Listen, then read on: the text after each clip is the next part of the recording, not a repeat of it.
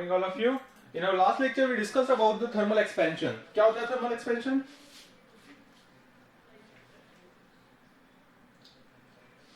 thermal expansion क्या होता है?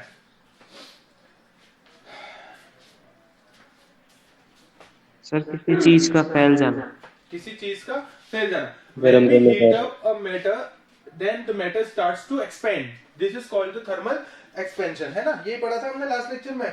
तो आज हम देखेंगे उसका मैथमेटिकल एनालिसिस कि भाई मैथमेटिकली हम उसे कैसे डिफाइन करेंगे थर्मल एक्सपेंशन को. तो हमने देखा था कि तीन टाइप के थर्मल एक्सपेंशन होते हैं. एक होता है लीनियर, एक होता है हमारा सरफेस, एक होता है हमारा वॉल्यूम. सीधी सीधी भाषा में अगर हम कहें तो एक होता है हमारा वन डायमेंशनल थर्मल एक्सपेंशन, एक होता है हमारा टू डायमेंशनल और एक होता है हमारा थ्री डायमेंशनल. या तो एक पतला वायर हो सकता है, या फिर एक शीट हो सकती है, या फिर कोई थ्री डायमेंशनल ऑब्जेक्ट हो सकता है ना. तो तीन वेराइटीज है हमारे पास एक्सपेंशन होने के. तीन टाइप के मटेरियल्स है हमारे पास.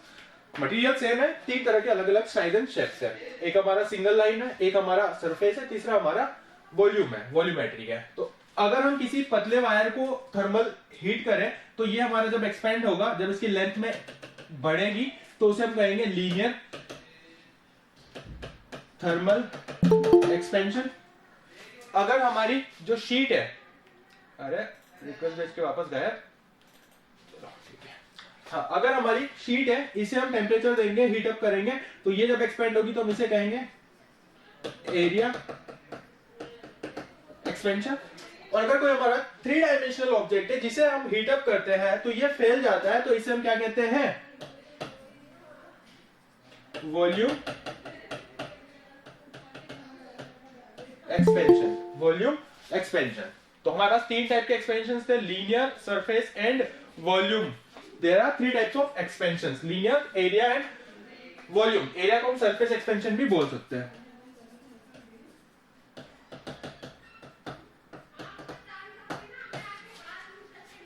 क्लियर है यहां तक? चलिए अब हम इसे मैथमेटिकली किससे रिप्रेजेंट करते हैं देखते हैं. लीनियर एक्सपेंशन को हम रिप्रेजेंट करते हैं अल्फा से. This is alpha. Alpha. Volume को हम करते हैं बीटा से, और एरिया या सरफेस को हम करते हैं गामा से. Alpha, beta and gamma. Alpha, beta and gamma. This one is alpha, this one is gamma, and this one is beta. Now, what is the relation between alpha, beta, and gamma? What is the meaning of alpha? What is the meaning of beta? And what is the meaning of gamma? समझते हैं. देखिए, change in length. मान लीजिए हमारी length की कितनी? L0. Initial length कितनी थी? L0 थी.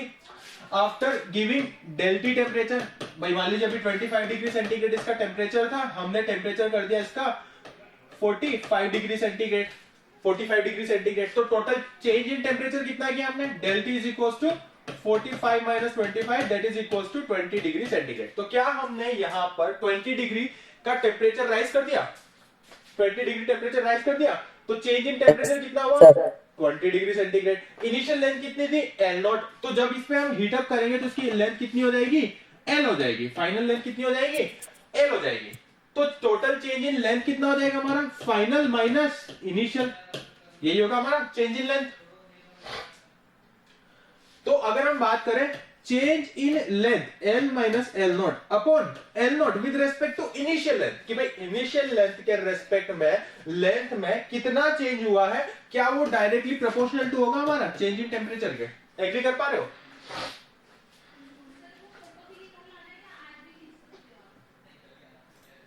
सर क्लियर है ना? कंसेप्ट क्लियर है? देखो क्या हो रहा है. डेल एल का मतलब क्या हुआ? Change in length. किसके कारण? Due to change in temperature. Change in temperature क्यों लिया? क्योंकि भाई 25 डिग्री सेंटीग्रेड तो ऑलरेडी टेम्परेचर है अभी हमारे पास. ये जो मटेरियल है, ये L0 लेंथ इसकी 25 डिग्री सेंटीग्रेड पे है. हमने टेम्परेचर राइज किया, 45 डिग्री सेंटीग्रेड कर दिया, तो यहाँ पे टोटल 20 डिग्री सेंटीग्रेड का हमने टेम्परेचर राइज किया. जब हमने 20 डिग्री सेंटीग्रेड का टेम्परेचर राइज किया तो यहाँ पे लेंथ जो थी वो L0 से बढ़ करके L हो गई. तो टोटल चेंज इन लेंथ कितना हुआ हमारा? L minus L0. This is the total change in length, क्योंकि L0 लेंथ तो ऑलरेडी इसकी इनिशियली थी. तो टोटल चेंज इन लेंथ हुआ हमारा del L, that is equal to final minus initial. Initial length के रेस्पेक्ट में कितना चेंज हुआ है, हमने पढ़ा था रिलेटिव एरर। रिलेटिव एरर उसी टाइप का कंसेप्ट है हमारा कि टोटल चेंज इन लेंथ कितना हुआ है, L माइनस एल नॉट। किसके रेस्पेक्ट में हुआ है, एल नॉट के रेस्पेक्ट में हुआ है। तो इसे हम क्या कहेंगे, change in length. Change in length with respect to initial length. किसके कारण हुआ है, किसके कारण हुआ है, टेम्परेचर में चेंज करने के कारण हुआ। तो क्या जितना ज्यादा हम टेम्परेचर में चेंज करेंगे उतना ही ज्यादा हमारी ये वाली क्वांटिटी भी चेंज होगी। इनिशियल लेंथ के रेस्पेक्ट में चेंज इन लेंथ उतना ही बढ़ेगा हमारा जितना हम टेम्परेचर को बढ़ाएंगे। तो क्या दोनों क्वांटिटीज एक दूसरे के प्रोपोर्शनल है। Change in length with respect to initial length is directly proportional to change in temperature. जितना ज्यादा आप टेम्परेचर में चेंज करोगे उतना ही ज्यादा आपका लेंथ में चेंज होगा। होगा कि नहीं होगा, एग्री कर पा रहे हैं यहां तक सर? चलिए अब यहां पे जब हम प्रोपोर्शनलिटी का साइन रिमूव करते हैं, प्रोपोर्शनलिटी का साइन रिमूव करते हैं तो हमारा आता है L minus L naught upon L naught is proportional to, proportionality के साइन को हटाया, is equal to alpha into del T. भाई प्रोपोर्शनल था हमारा, जितना चेंज कर रहे थे उतना इधर चेंज हो रहा था, हमने प्रोपोर्शनल साइन हटाया, यहाँ पे अल्फा को इंट्रोड्यूस किया तो हमारे पास फॉर्मूला आ गया L माइनस एल नॉट। इसी को हम क्या लिख सकते हैं, इसी को हम लिख सकते हैं del L change in length with respect to initial length is equal to alpha into del T. Agree कर पा रहे हो यहां तक, क्लियर है? Sir del T inversely proportional है लेकिन एल नॉट नहीं नहीं नहीं नहीं, ये पूरी की पूरी क्वांटिटी, पूरी की पूरी क्वांटिटी समझो आप, पूरी की पूरी क्वांटिटी। क्यों? क्योंकि भाई टेम्परेचर में जब आप चेंज करोगे तो लेंथ में चेंज होगा, डेफिनेटली लेंथ में चेंज होगा। तो ये तो आपका कांस्टेंट है, ये तो आपका कांस्टेंट है। इनिशियल लेंथ जो है वो तो कांस्टेंट है ना, टेम्परेचर चेंज करने पे इनिशियल लेंथ थोड़ी ना चेंज होगी, इनिशियल लेंथ तो फिक्स Yes, रहेगी। sir. तो ये तो आपका कांस्टेंट है, वेरी कौन कर रहा है आपका, L minus L not change हो रहा है। फाइनल लेंथ चेंज होगी, जब फाइनल लेंथ चेंज होगी तो फाइनल माइनस इनिशियल वाला जो क्वांटिटी वो भी चेंज होगा। मतलब कि डेल एल जो है वो हमारा एग्जैक्टली प्रोपोर्शनल है। लेकिन हम एल नोट क्यों ले रहे हैं, एल नोट इसलिए ले रहे हैं कि भाई मान लो 10 सेंटीमीटर की लेंथ में चेंज हुई, 10 सेंटीमीटर की लेंथ में चेंज हुई, हमने कह दिया कि 10 सेंटीमीटर की लेंथ में चेंज। लेकिन क्वेश्चन ये कर होता है कि किसके रेस्पेक्ट में, भाई 100 सेंटीमीटर की रोड थी उसमें 10 सेंटीमीटर का चेंज हुआ, या 20 सेंटीमीटर की रोड थी उसमें 10 सेंटीमीटर का चेंज हुआ है। भाई एब्सोल्यूट वैल्यू जो है वो सिग्निफिकेंट नहीं है। मान लो मैं कहूं आपके पेरेंट्स को कॉल करके कि सर अंकित के 10 नंबर आए, सर अंकित के 10 नंबर आए, आपके मार्क्स कितने आए, 10 मार्क्स आए।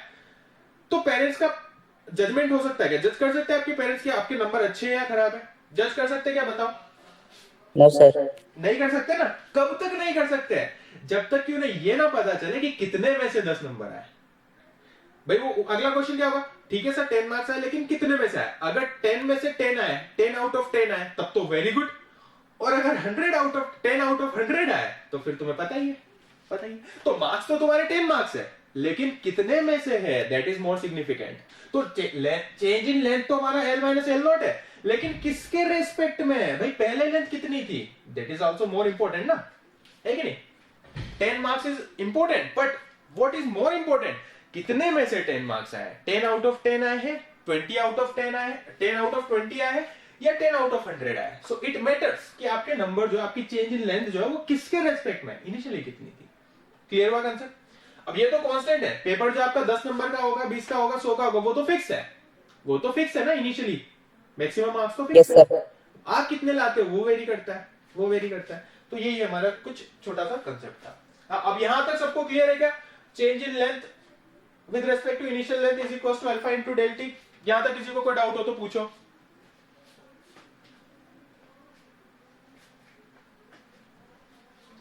फिर मैं पूछूंगा तो जवाब आना चाहिए। अभी जिसको जो पूछना, जैसे अच्छा बहुत अच्छा डाउट था कि सर यहाँ पे L माइनस एल नोट भी तो ले सकते थे, एल नोट को डिवाइड क्यों किया, तो भाई इनिशियल वैल्यू के रेस्पेक्ट में काउंट करेंगे तो मोर सिग्निफिकेंट रिजल्ट्स हमें मिलेंगे, इसलिए हमने एल नोट से डिवाइड किया। बिल्कुल, very good, good doubt, very good, बहुत बढ़िया।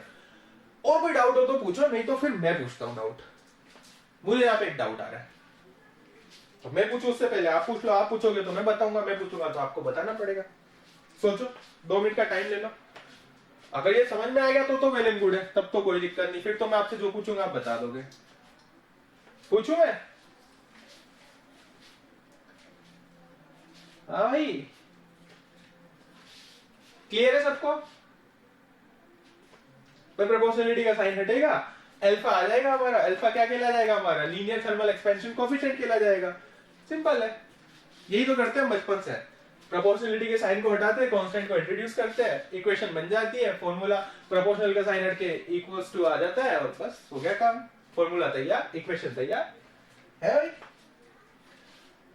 अब मुझे एक बात बताओ कि भाई साहब जब यहां पे हमारा change in length with respect to initial length directly हमारा डेल टी के साथ में रिलेट कर रहा था, तो यहाँ पे प्रोपोर्शनल का साइन क्यों लगाया? सर यहाँ पे ऐसे भी तो कर सकते थे हम, क्या कर सकते थे बताइएगा?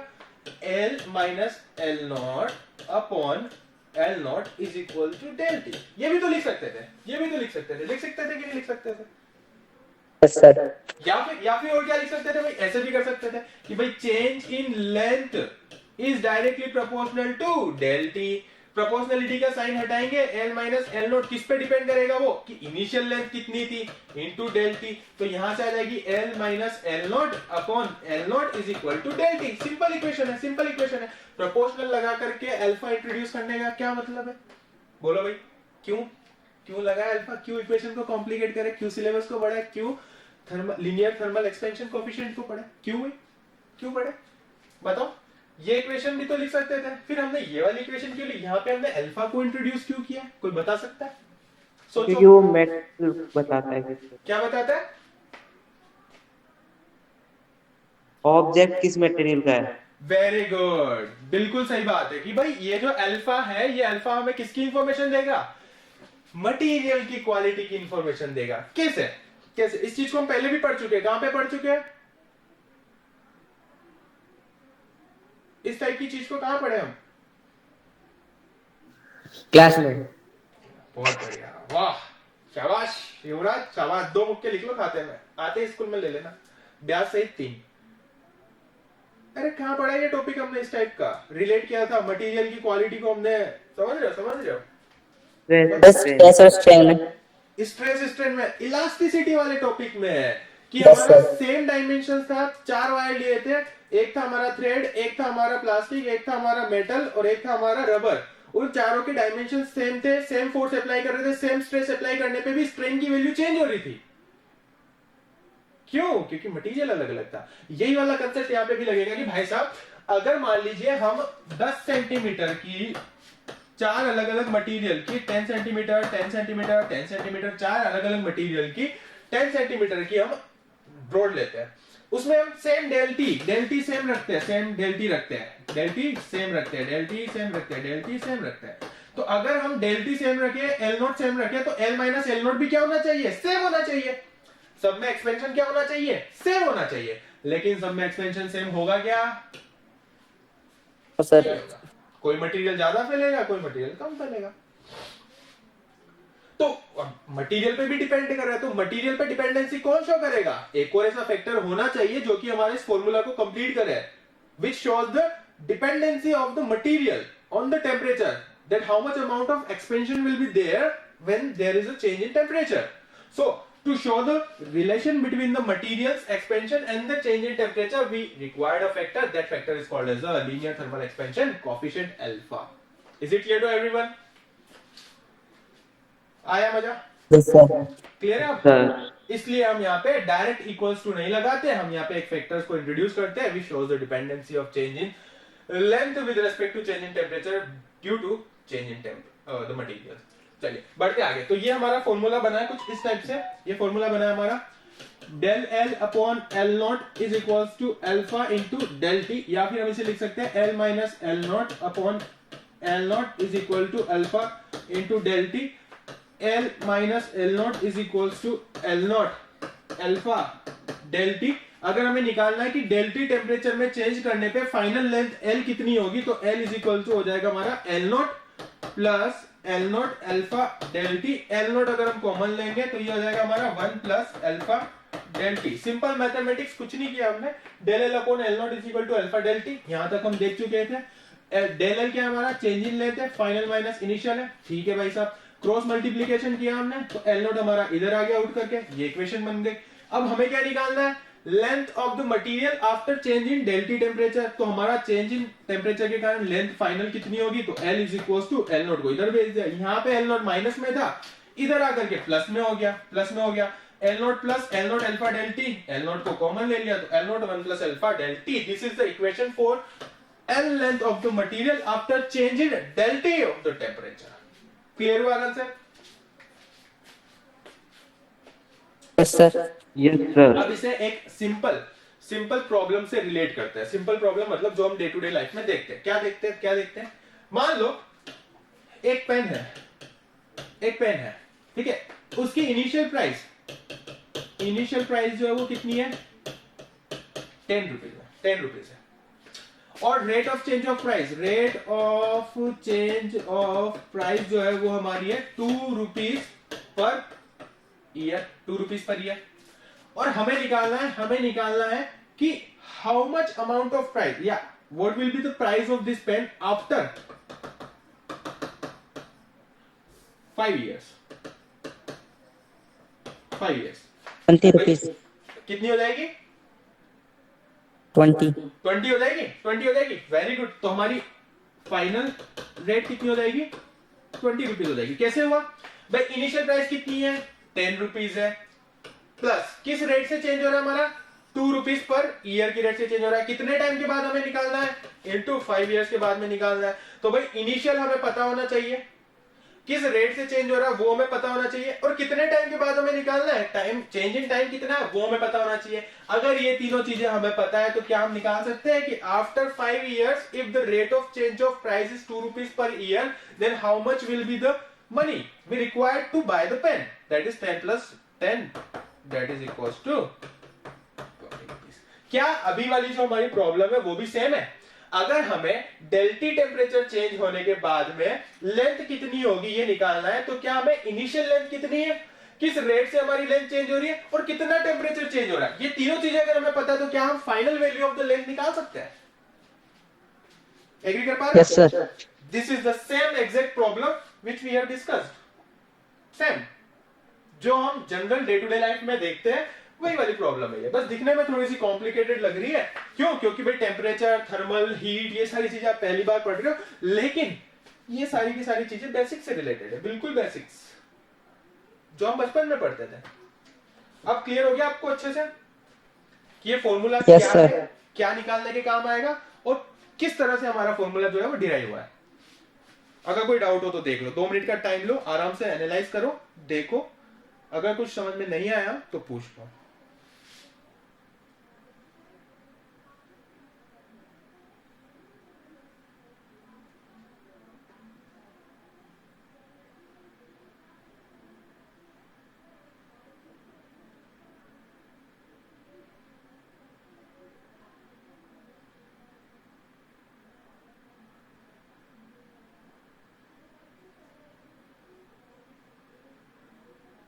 तो पाकिस्तान ना कि अल्फा किसको डिनोट कर रहा है? अल्फा हमारा बताता है linear thermal expansion coefficient. Linear thermal expansion coefficient ये बताता है कि टेम्परेचर के साथ में किसी मटेरियल में कितना चेंज आएगा, पर डिग्री सेंटीग्रेड चेंज टेम्परेचर करने पर किसी मटेरियल की लेंथ में कितना चेंज होगा। हर मटेरियल का अलग अलग होता है, ठीक है। अगर आपका आयरन है तो उसका लीनियर थर्मल एक्सपेंशन कोफिशिएंट अलग होगा, अगर आपका एल्यूमिनियम है तो उसका अलग होगा। हर मटेरियल का लीनियर थर्मल एक्सपेंशन कोफिशिएंट अलग अलग होता है। हर पेन की rate of change of price अलग अलग होती है। कोई पेन 2 रुपए पर ईयर की रेट से बढ़ रहा है तो कोई 5 रुपीज पर ईयर की रेट से बढ़ रहा है, तो डिफरेंट पेन पे डिपेंड करता है। सिर्फ डिफरेंट मटेरियल पे हमारा अल्फा जो है वो डिपेंड करता है। क्लियर है? Yes sir. Yes sir. बढ़े आगे? सर इस पे कुछ क्वेश्चंस बताइए। हाँ बोलो, क्या हुआ? सर इस पे बेस्ड कुछ क्वेश्चन एक बार बता दीजिए आप। इस पे बेस्ड क्वेश्चन बता दूं, न्यूमेरिकल? Yes sir. हाँ लिखो, चलो न्यूमेरिकल लिखो। Yes sir. अभी बना देते न्यूमेरिकल। लिखो, क्वेश्चन लिखो, सब अपनी अपनी कॉपी में क्वेश्चन लिखेंगे। न्यूमेरिकल कंसेप्ट क्लियर होगा अच्छे से। लिखो, the final length of wire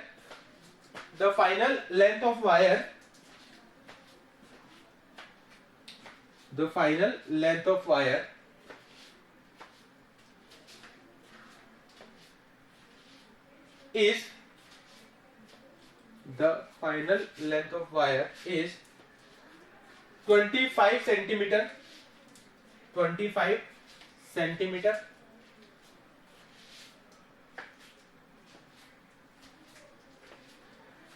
Initial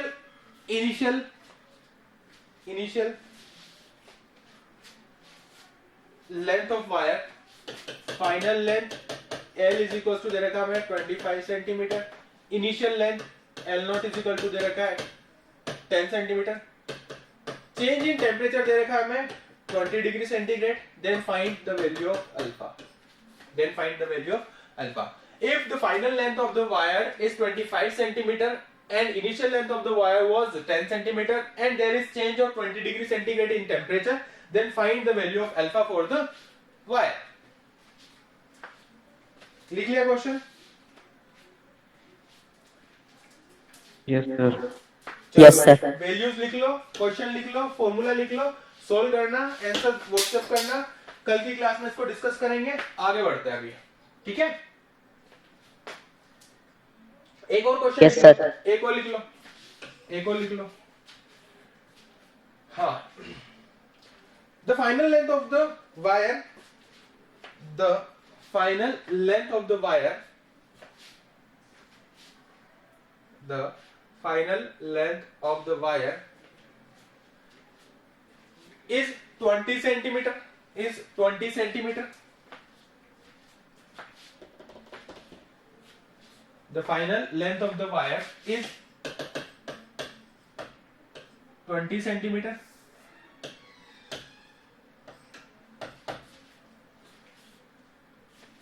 Alpha for such material, alpha for such material, alpha for such material is given as 0.25. Alpha for such material is given as 0.25. Now what is the unit of alpha? What is the unit of alpha? कैसे निकालेंगे? देखो, del L upon L is equals to alpha del T. यही था हमारा equation, del L upon L is equals to alpha del T. तो alpha की unit क्या हो जाएगी हमारी? del L upon L not into del T is equals to alpha. तो अल्फा की यूनिट हो जाएगी हमारी, लेंथ से लेंथ कट गया, 1 बाई टेम्परेचर, टेम्परेचर मतलब कि kelvin inverse, kelvin inverse 0.25 degree centigrade में भी ले सकते हैं हम इसे, degree centigrade inverse. Per degree centigrade temperature change करने पे 0.25 जो है वो हमारा चेंज इन लेंथ होगा with respect to initial length. Alpha की वैल्यू दे रखी 0.25। चेंज इन लेंथ की जगह लिख दीजिए temperature, change in temperature, change in temperature is given as 10 degree centigrade, change in temperature is given as 10 degree centigrade. Then find the initial length of the material. Then find initial length of material. Note down कर लीजिए. Then find the initial length of material. क्या है question हमारा? The final length of material is given as 20 centimeter and alpha for such material is 0.25 degree centigrade inverse and change in temperature is 10 degree centigrade. Then find the initial length of the wire. इसका screenshot ले लो, WhatsApp group में forward कर दो। अगर कोई नहीं उतार पाया तो डेटा आपका गिवन है, फॉर्मूला आपका गिवन है, सॉल्व करके और व्हाट्सएप में आंसर फॉरवर्ड कर देना। कल की क्लास में इसको डिस्कस करेंगे, ठीक है? बढ़े आगे? Yes, sir. चलिए, तो ये था हमारा linear thermal expansion coefficient. Next पढ़ेंगे हम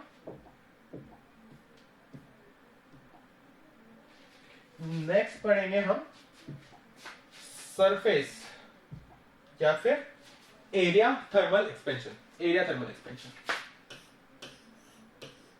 ठीक है, पहले हमारे पास केवल एक डायमेंशन था, तो केवल एक ही डायमेंशन में चेंज हो सकता था। अब हमारे पास दो डायमेंशन है, तो एक ये वाला डायमेंशन भी चेंज होगा और ये वाला डायमेंशन भी चेंज होगा। तो क्या हमारा गामा जो है, वो 2 टाइम्स अल्फा के इक्वल होगा? Yes, sir. अल्फा मतलब one time change in dimension, तो गामा जो है वो हमारा 2 डायमेंशन से मिलकर बना है, तो क्या वो 2 टाइम्स अल्फा होगा? क्योंकि जितना हमारा लेंथ में फर्क पड़ेगा उतना ही तो हमारा हाइट में भी चेंज होगा, सेम चेंज होगा ना भाई। ये भी हमारा एक डायमेंशन है, पहले हमारा एक डायमेंशन चेंज हो रहा था, अब हमारा दूसरा डायमेंशन और ऐड हो गया है, तो वो भी चेंज होगा। तो जितना हमारा अल्फा चेंज हो रहा था, अब 2 बार अल्फा को हम लिख सकते हैं भाई, यहाँ पे भी अल्फा, यहाँ पे भी अल्फा। तो क्या गामा जो है वो हमारा 2 टाइम्स अल्फा के इक्वल होगा? एग्री कर पा रहे? Yes sir. तो यहाँ पे हम क्या लिख सकते हैं, क्या लिख सकते हैं भाई, वापस से बनाते हैं इक्वेशन। इक्वेशन क्या कहती है हमारी, पहले वाली इक्वेशन कह रही थी change in length with respect to initial length is directly proportional to change in temperature. यही वाला, अब वहां पे लेंथ था क्योंकि वन डायमेंशन था, यहाँ पे एरिया है क्यों, क्योंकि यहाँ पे टू डायमेंशन है। तो टू डायमेंशन के अंदर हम किसको कंसीडर करते हैं, एरिया को कंसीडर करते हैं। और अगर हम एरिया को कंसीडर करते हैं तो यहाँ पे क्या फॉर्मूला बनेगा हमारा, change in area change in area with respect to upon area naught area is directly proportional to del T. जब हम प्रोपोर्शनलिटी का साइन को हटाएंगे तो change in area with respect to initial area is equals to gamma into del T. इसी को और अगर अच्छे से लिखना है, final area minus initial area with respect to initial area is equals to gamma into del T. तो del A minus del A naught is equals to A naught into gamma del T. इसको इधर लाएंगे तो final area is equals to initial area plus initial area into gamma into del T. A naught को अगर हम common निकालेंगे तो 1 plus gamma into del T. Gamma की जगह हम क्या लिख सकते हैं, गामा की जगह हम लिख सकते हैं gamma is equals to 2 into alpha. ये हो गया हमारा फर्स्ट रिलेशन, ये हो गया हमारा फाइनल रिलेशन। क्लियर है, कोई doubt? Yes sir. No sir. Surface वाला सेम, वॉल्यूम वाले को देख लेते हैं। पहला वाला समझ में आना चाहिए, पहला वाला आ गया तो फिर तो आपकी गाड़ी सगासग चलेगी, कोई दिक्कत ही नहीं है भाई। पहले वाले के अंदर हमारा वन डायमेंशन चेंज हो रहा था, दूसरे वाले के अंदर हमारा टू डायमेंशन चेंज हो रहा था। ये हमारा 3D ऑब्जेक्ट है तो इसके तीनों डायमेंशन चेंज वॉल्यूम। जब अगर तीनों डायमेंशन चेंज होंगे तो इसे हम क्या कहेंगे, वॉल्यूम थर्मल एक्सपेंशन कोफिशिएंट, जिसे हम किससे रिप्रेजेंट करते हैं, बीटा से। तो बीटा किसके इक्वल हो जाएगा हमारा, 3 टाइम्स द अल्फा। एग्री कर पा रहे हो? तो यहाँ पे हमारा फॉर्मूला क्या बनेगा, change in volume with respect to initial volume is directly proportional to change in temperature. Del V upon V naught is equal to beta into change in temperature. Del V is equal to V naught into beta into del T. V naught की जगह हम लिख सकते हैं V minus, del we की जगह लिख सकते हैं V minus V naught is equal to V naught into beta into del T. तो यहां पे हमारा आ जाएगा v is equal to V naught plus V naught beta del T. v is equal to V naught लिया common, 1 plus beta into del T. This is the final formula for the volume expansion and beta is defined as the volume thermal expansion coefficient. Clear है, आया समझ में? Yes sir. चलिए, तो ये था हमारा छोटा सा प्यारा सा अच्छा सा टॉपिक और इंपॉर्टेंट सा टॉपिक जिसे हम कहते हैं linear thermal expansion, surface thermal expansion and volume thermal expansion. इस पे बेस्ड हमने जो आज 2 न्यूमेरिकल दिए हैं उनका स्क्रीनशॉट ग्रुप में फॉरवर्ड कर देना। जिन बच्चों ने अटेंड नहीं किया, जो बच्चे नहीं ले पाए क्लास या जो नोट नहीं कर पाए, वो वहां से डेटा देख करके न्यूमेरिकल करेंगे। कल की क्लास में न्यूमेरिकल के साथ में अगला टॉपिक डिस्कस करेंगे। आज की क्लास में किसी को कोई डाउट हो तो पूछिए। No sir. ओके चलिए सर कोर्स, क्या हुआ, कोर्स कितना बचा है? कोर्स ये वाला चैप्टर के हमारे बचे हैं 4 टॉपिक बचे हैं, 3 या 4 टॉपिक बचे। तो अगली वीक के एंड से पहले हमारा before the 1st of Feb हमारा सिलेबस कंप्लीट हो जाएगा। उसके बाद टाइम हमारे पास काफी है, तो जो हमारे सिलेबस में नहीं है लेकिन आगे हमारे काम आएगा, जैसे थर्मोडायनेमिक्स, तो इसके बाद वाला जो चैप्टर है वो अपन स्टार्ट कर लेंगे कंटिन्यूअस। ठीक है, थर्मोडायनेमिक्स पढ़ लेंगे, उसके बाद फिर अपन रिवीजन क्लासेस ले लेंगे, जो टॉपिक जिसका छूटा है वो कवर कर लेंगे, और उसके बाद फिर टाइम बचा तो एक और चैप्टर खेल देंगे, कोई दिक्कत नहीं है ना।